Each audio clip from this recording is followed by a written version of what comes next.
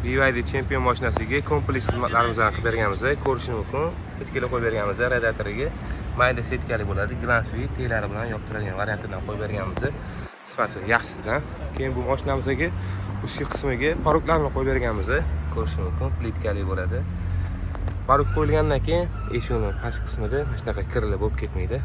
Yosh bolalar, yosh kattalar mashina chiqib tushishligiga ancha yengillik yaratib beradi. Salon qismiga tepaga double polkdan qo'yib berganmiz. Sifati yaxshisidan original bo'ladi.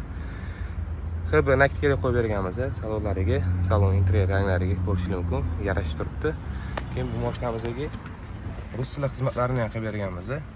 Tablolarini, monitorlarini, nastroykalarni ko'rsatib ketamiz. Gramotniy periodda rus tiliga bo'lgan. Mashinamizda Xitoy tili umuman qolmagan. Kerakli bo'ladigan programmalarni yozib berganmiz har kungi ishlatishga. Kimga shunaqa xizmatlar kerak bo'ladigan bo'lsa, pastda nomerni yozib qoldiramiz. Bemalol aloqaga chiqishingiz mumkin. Hammaga rahmat.